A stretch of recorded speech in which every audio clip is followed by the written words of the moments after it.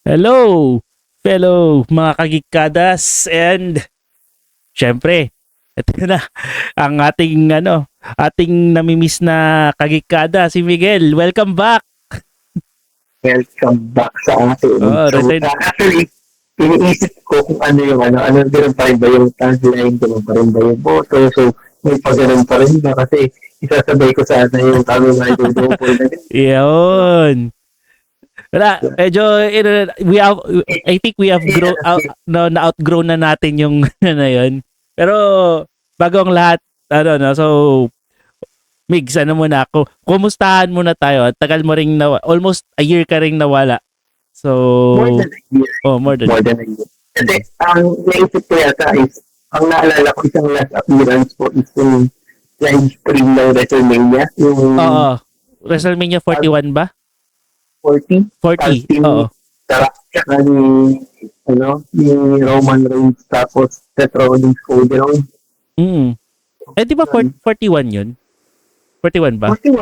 Ito yun. 40 yun? Nanalo si Cody. Sa following day, nanalo si Cody. Oo, tama, tama. Tama. So, matagal na siya. So, Oo. WrestleMania 40, 2024, I guess. So, Mm. Oh, yun. Yun na. ayun. So, with that, no, musta muna ng buhay-buhay after yung, long hiatus. Ayun, yun nga, update sa'yo, anong, mga nangyari, syempre. Ayun. Nangyari before, syempre, life happened, like, naging busy tayo sa mga ibang bagay. Mm. Ayoko nang i-expound kung ano mga bagay yun, pero lahat ng adult naman siguro, kaya pagdaanan yun. So, and on a positive note naman, maraming changes, maraming magandang nangyari. One of it, I got married last November. So, Yun. hindi na tayo pwedeng basta-basta biblira ng comic. May auditor ka na. May auditor na. Hindi na tayo pwedeng mag-splurge ng mga mamahaling bagay. So, yun, life is good. Challenging but good. Married life is, I'm enjoying it. Mm. Yung personal life ko, sobrang okay. So, sobrang nang-enjoy ko na. And, we also, um, kahit na hindi na masyadong nag-join sa mga convention, pero ano pa rin naman, hindi naman nawala yung passion and yung hilig ko sa mga hobbies niya. Yeah.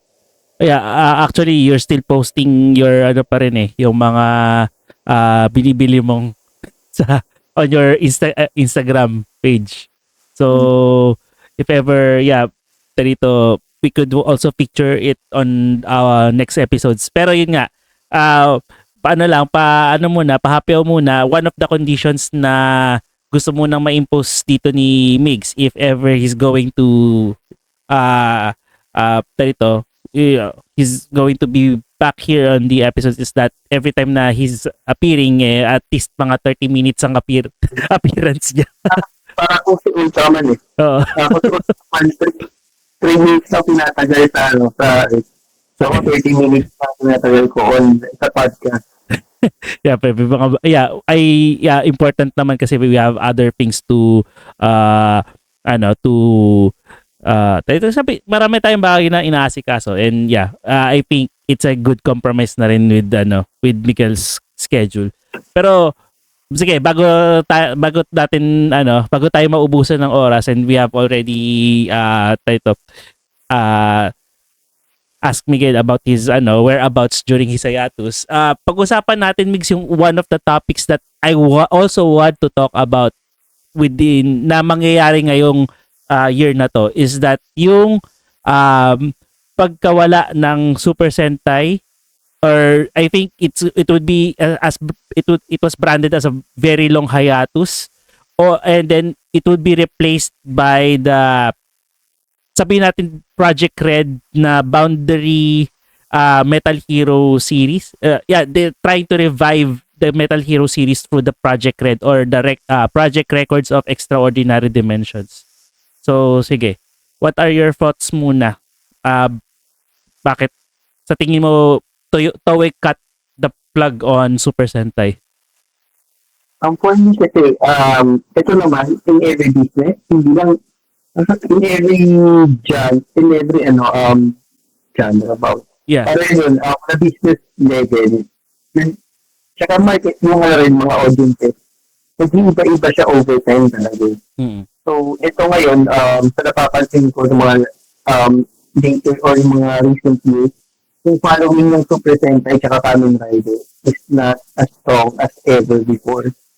So, malaki siguro yung factor na yung mga bata ngayon, more on sila, tablet, or online game. So, hindi na kagaya ng generation natin before, o yung mga sumunod sa atin ng content na fully invested sa mga TV shows. Like, for example, yung Heisei Kamen Rider yun naman na strong ang following, same with the early 2000s to mid-2000s Super Sentai na kahit pa paano it's sikat pa rin.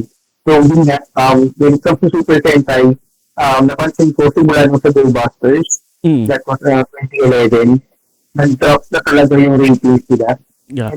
Hindi ko alam kung naka-recover, pero yun nga, it's not the same as it used to be. So, I think kailangan ng Toei to infuse something new.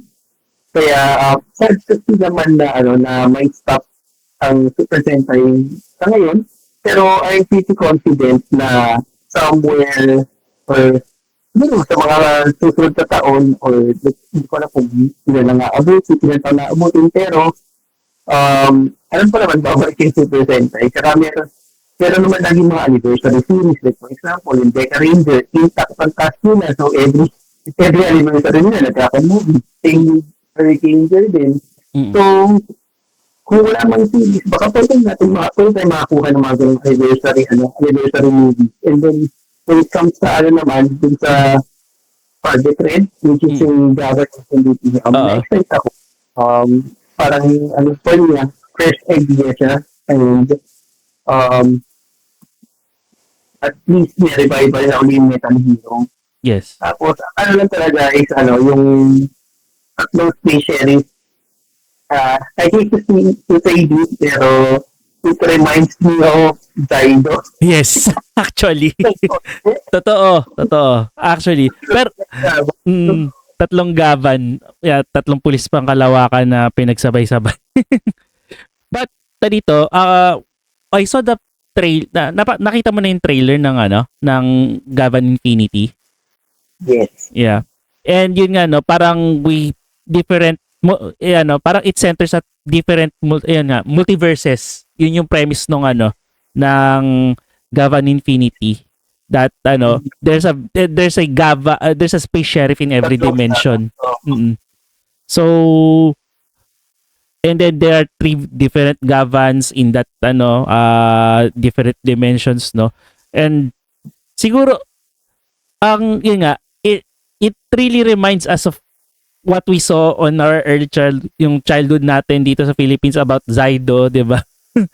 But I would want to give it a chance then, kasi I think tama ka naman, it's also a very fresh it would be a good start or refreshing start for a tokusatsu series like or genre like Metal Heroes. But some argue that dito it blurs Shin Gavan Infinity, or Gavan Infinity na lang. Gavan Infinity somehow blurs the line between Super Sentai and Metal Heroes, because parang isipin mo, parang 'di ba, merong iba't iba yung may iba't iba kang kulay ng Gavan, may red, may silver, may gold. Parang mukha rin siyang 'di ba, Super Sentai din. Oo. Sa akin naman, walang kaso yun. Kasi, unknowingly, or hindi lang tayo conscious, yung Kamen Rider before, ginagawa na yun. Kasi sabihin natin, Kamen Rider Kabut, color coding yung riders nila. And parang silang crossover sa Metal Hero. Kasi, yung mask form nila, sobrang parang basing sa Metal Hero kasi sobrang balat sila ng bakal. Mm. Same with let's say Kamen Rider Den-O. Para siyang, although isang tao lang o isang Kamen Rider lang si Den-O, nagpapalit-palit siya ng color theme walls. Like for example, itong kay Momotaro, so siya yung red, so we can see red then pagka si Orochimaru yung sa kanya blue, then yung kay Kintaro, yung axe form yellow, tapos si Orochimaru, purple, which is gun form, tapos may white din, yung uniform. So parang rin din naman, yung mga things nila, nag-aalo-halo din, matagal na na-introduce yun as early as, let's say, kahit yung kay Caliber de Kuga, ganoon pa, nag-aano sila ng mga somehow na themes na binabaro sa ibang series like sa Metal Hero or sa Super Sentai, hindi lang natin masyadong napapanggit yung time na yun. So ngayon, yung third naman ni Metal Hero or revival ng Metal Hero, nababaro naman nila yung ibang themes ng Super Sentai. Yeah. And to add to that, no, siguro yung nasabi mo yung kay Kuga, no, I think I could argue with idadagdag ko na lang siguro that simula pa siguro nung panahon ni Kamen Rider Black RX, 'di ba? Si Robo Rider saka si Bio Rider. Also they have both of those riders have similar characteristics or elements coming from Metal Heroes din, 'di ba? So lalo na yung pag nagtatransform siya into Bio Rider, it's somehow similar with how Shider's transforming, di ba? Tapos si Robo Rider, dahil siya medyo metallic and robot yung galaw, para siyang Metal Hero, which is years later, naging parang si John Person. Na si RX kumpara ni John Person. Yes. Pero, dito, no, ang naiisip ko lang is that will it yun nga dito. Sabi kasi doon sa isang interview with a Toei executive that Super Sentai would be on a hiatus. It might be long but definitely it will come back.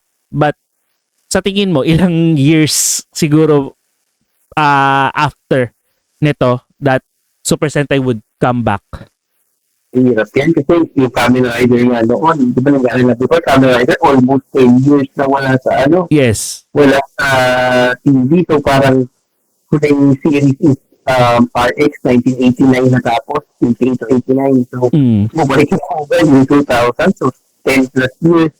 So baka posibleng ganun din si Super Sentai. So siguro, ako masabi ko hanggat mababa ang demand or hanggat fresh pa, malabo ang mga 2 to 5 years yan. I think 7 years and out. Yeah. I think, no, dito, Super Sentai, tama ka. Meron ako napanood na YouTube video dito, discussing the decline of Super Sentai compared to Kamen Rider. Ang taas daw, dito, comparing the toy sales ng toy sale revenues ng Super Sentai and Kamen Rider franchises, mas alayo daw ng agwat ng differences between the revenues of Super Sentai and Kamen Riders. Nag-umpisa ata to somewhere at around 2000s na doon nagsimula yung malaking jump between or difference between Kamen Rider and Super Sentai. Kasi dito mas mahirap daw kolektahin yung Super Sentai compared sa Kamen Riders. Yun yung nakikita nilang one of the causes why it's so hard to make toy collectors buy a lot of Super Sentai merchandise. Actually, it sounds up yung na kung alam mo naman, pero yeah, for the benefit of other listeners or viewers, nag-honeymoon kami recently sa Tokyo. So, wait akong store na pinuntahan sa Ueno. So, basically, yung store na yun, meron siyang mga tokusatsu merchandise or toys. Kaya nagtataka ako, sa Kamen Rider, ito ang Racing Riders from Kuga. Actually, Kuga Reiwa nga eh. Mm.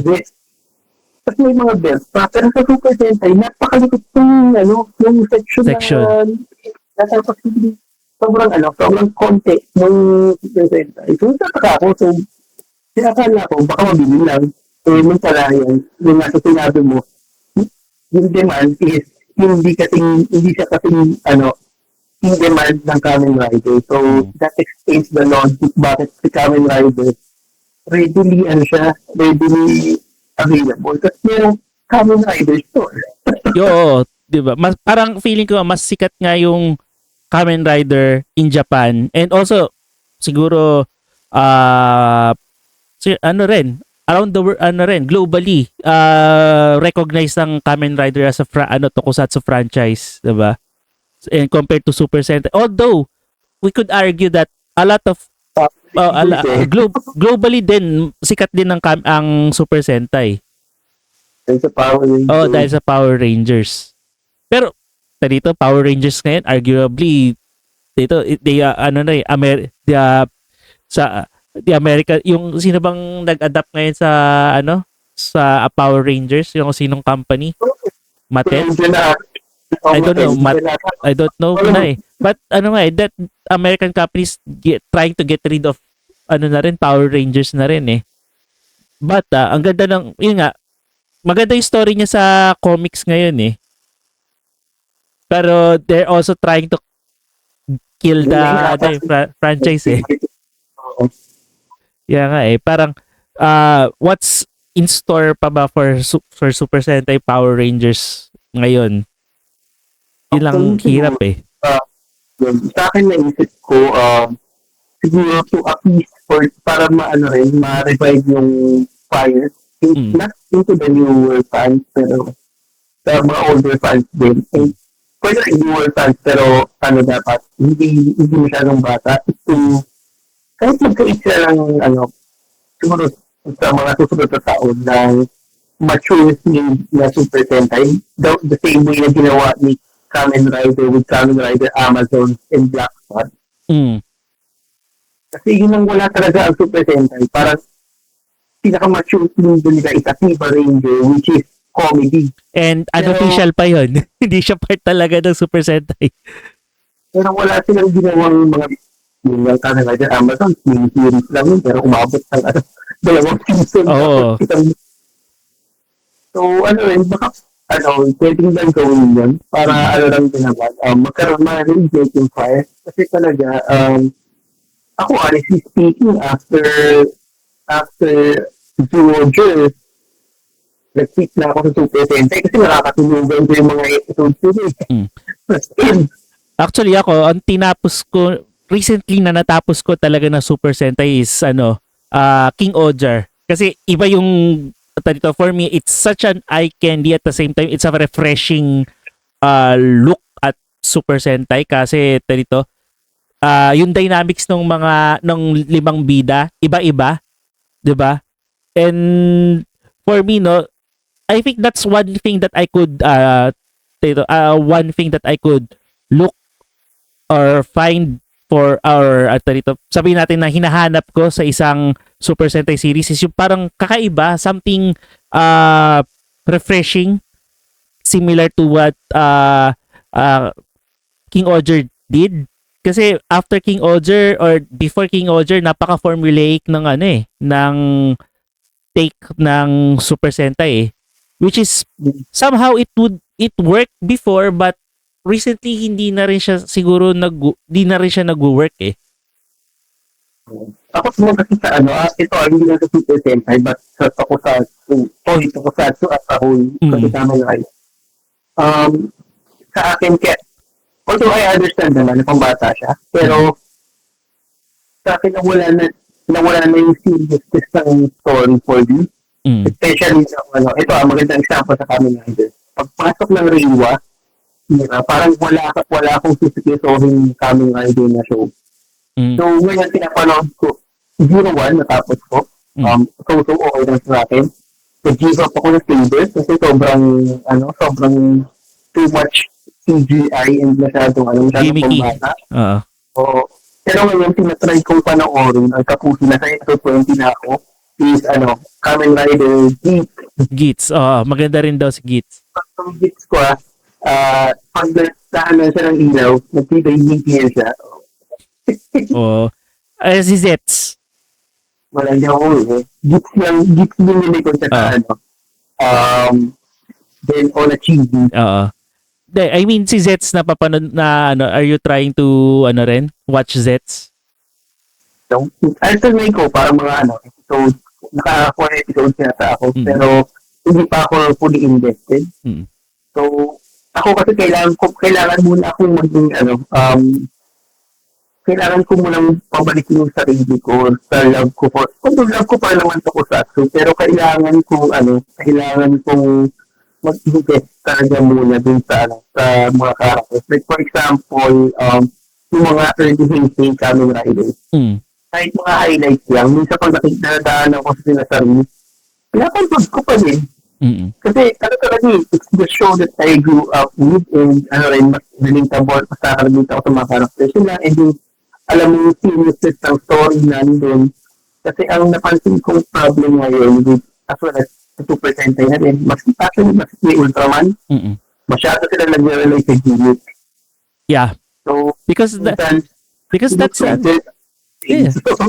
toys yun eh. Yung gimmicks equals toys equals merchandise equals revenue to fund the whole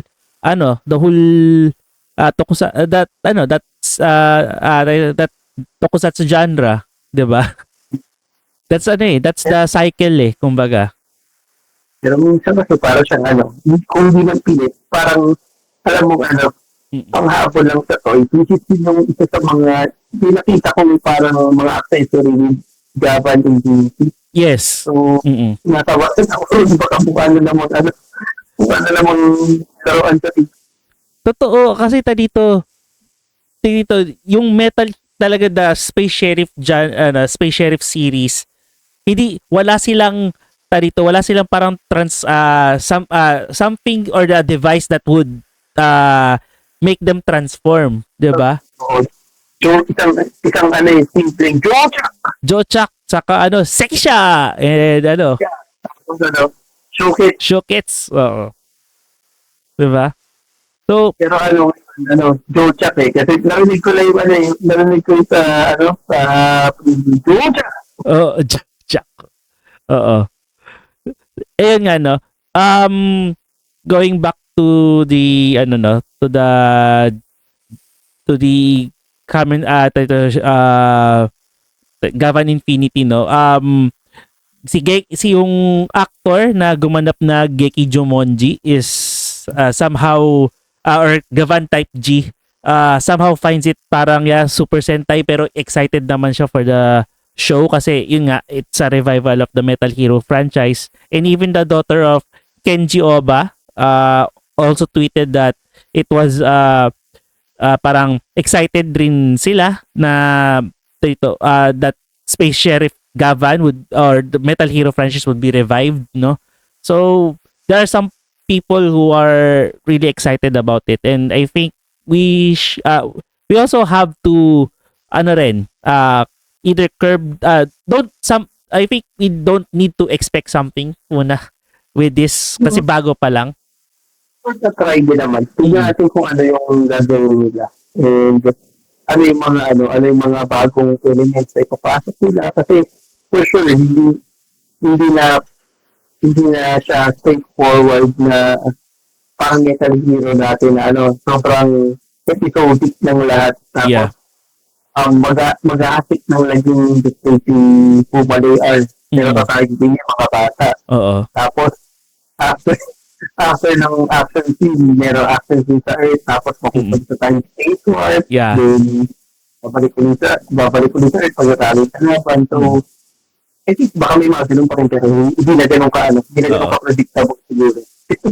Hopefully, ganun na nga. Pero ito lang, last na argument na lang nito, do you think na it would help Super Sentai or the Tokusatsu series, Tokusatsu genre in general na to widen their view or dito to target the global audience as to compare to target the Japanese market. Kasi dito, Hideaki Anno in one of his interviews, no, he stated that kaya why Japanese anime exists because it's for Japanese people. Target ng anime is Japanese people or Japanese market. And I think one of the he thinks that one of the magics or the appeal of anime it's because it's Japanese.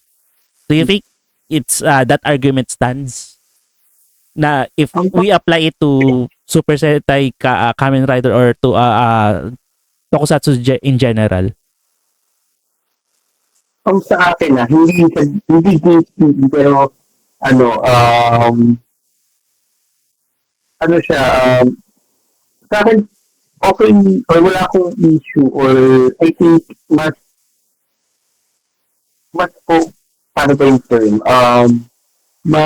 Hindi lang siya for Japanese people applicable. Kasi, for me, seeing din yung mga posts or comments ng mga ibang fans in other regions of the world. Greatly popular ang Tokusatsu sa lahat. Let's say, for example, even in France, in Brazil, yung mga old shows nila like Bioman, Gaban, sobrang sikat nun. So, for me, the reason that Tokusatsu exists, original for Japanese fans, pero it can be enjoyed by other people all over the world too. Actually, ito nga yung sinasabi namin before. Usapan namin ng kapatid ko na kung meron lang talagang will para makanood ng Tokusatsu before legally, we will pay or we are willing to subscribe to saan man yun. Pero yun na naging problem natin before. Although ngayon, medyo nababawasan na yung barriers. Kasi Ultraman, pwede nasa YouTube na, same din kay Jack, pwede mo na siyang i-stream sa YouTube. Yeah. Yeah. So, shoutout sa YouTube channel na nagsistream kay Kamen Rider Sets dito sa Philippines. Hindi ko na alam kung Aniwan nata or something. Yeah. So, yun yung naging, kumbaga I think isa rin sa hindi naman factor kaya hindi mo nag-hit yung Super Sentai, pero yun nga, isa rin sa bakit nahihirapan din siya panoorin ng mga ibang fans kasi nga walang Yeah. or available sa certain region or certain country na nandun sila. Yeah, actually dito yung Toei Tokusatsu channel on YouTube is still somehow region lock pa rin eh. Actually, puro metal hero lang napapanood ko, tsaka yung mga di popular na Tokusatsu series. Yung by Closer, nandun. Saka sino pa ba? Captain something or yun lang yung mga nakikita natin doon. Na TV series nandun doon. So yung region lock na siya, kaya ang talaga, medyo challenging when it comes to accessibility dun sa mga people na outside Japan. Hindi nagayahin yung Netflix, for example. Kahit yung Royal Rumble na ating si Christine Wa, nakikita na natin yun. Oo. Yeah. I think dapat dito it should I think I totally agree that accessibility is a problem, lalong-lalo na for Tokusatsu and for Super Sentai in general. And I think dapat nga na hopefully they would open it to the global market in general. Pero syempre to have add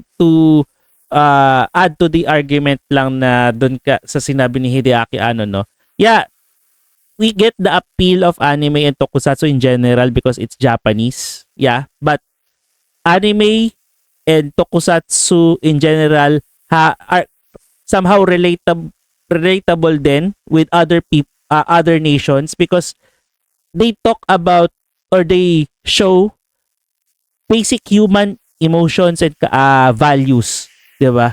Say for example, the value of freedom and fighting for fight the fight of good versus evil, the value of courage and syempre standing up for what is good, 'di ba? Yun yung mga common values that people around the world regardless of nationality or ethnicity or race share, 'di ba?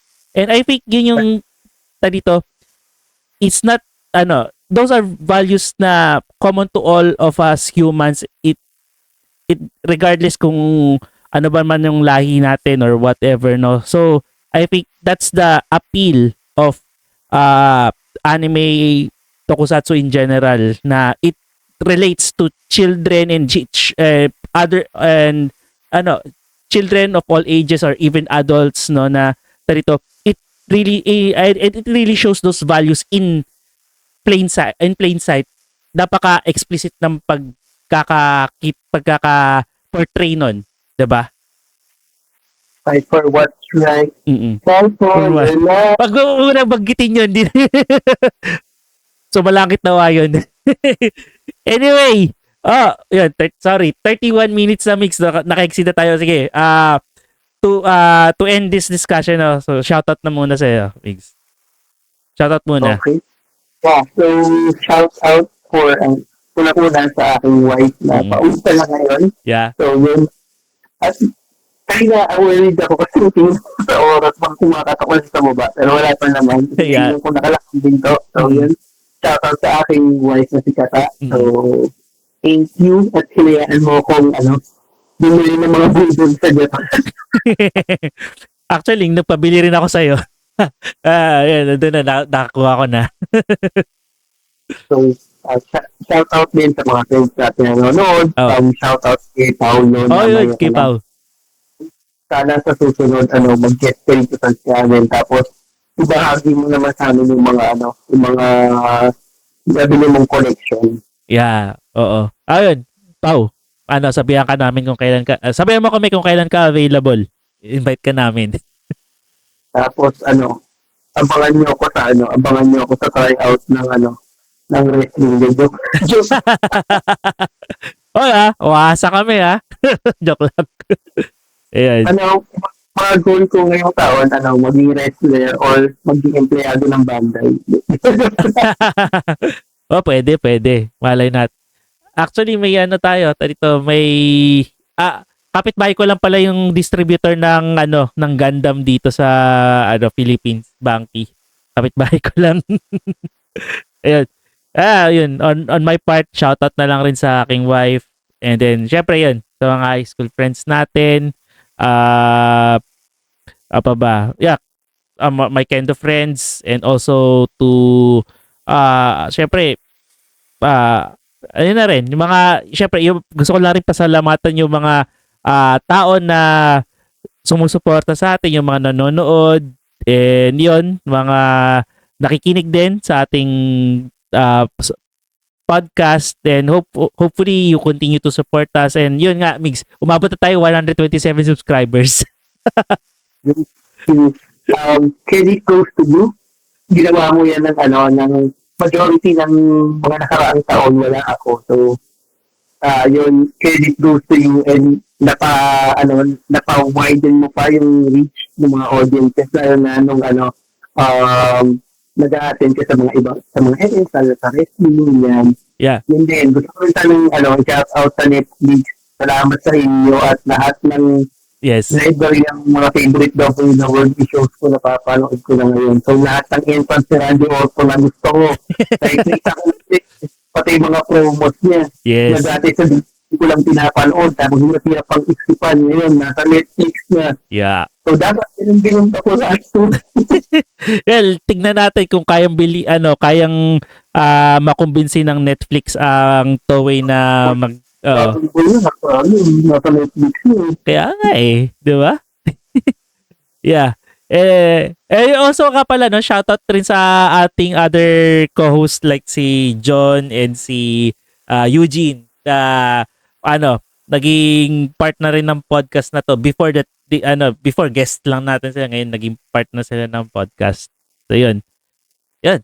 And with that, we also invite you to syempre like this video, share nyo na rin, and also subscribe na rin on our channel, Geeks Out of Nowhere. You can also follow us on Facebook, Instagram, and Threads, and TikTok. Wala kami sa X. Kung sino man yung nag-i-invite sa inyo sa X, scammer yon, di kami yon. And also, you can also catch our episodes. If you want to listen to it, you can also catch it on Spotify and other podcast providers that you prefer. And with that, we end this episode. Again, Migs, thank you. Nakabalik ka na. Hopefully, we could discuss more things. Oo naman. Yeah. Mahaba pa yung taon. Tsaka pag naka 500 subscribers tayo, mangyayari pa. Pag naka 500 subscribers, bibili si Jomar ng perfect rate na Gundam. Yun. New Gundam. Bibili ko 36,000 pesos daw yun. Kaya yun. Joke lang. Di pa. Okay. Sige, nga pala, no? So, sige, yeah, we could plan on talking about Gundam. Deep dive tayo. Let's see. Makinis ko na yung mga Gundam na naiiwan ko sa bahay. Maybe hindi naman yung mismong lang. I mean, yung political, basta yung anything about Gundam, deep dive tayo. Basta di lang yung mismong plastic models, even the series itself. Yan. Para discuss natin si Gundam Unicorn, ano nga ba pangalan ng pilot ito? Banner Weeks. Actually, I'll try to watch na rin na Gundam Unicorn. Pero napanood ko siya around 10 years ago, kaya nakalimutan ko na rin yung story. Pero maganda. Oo. Yeah, but basta in general, we'll talk about Gundam and yung yung themes surrounding themes surrounding the Gundam franchise. Ayan. Okay. And with that, we end this episode. I'm Jomar. And my name is Migs. And we are Geeks Out of Nowhere. Yan. Thank you very much. See you on next episode.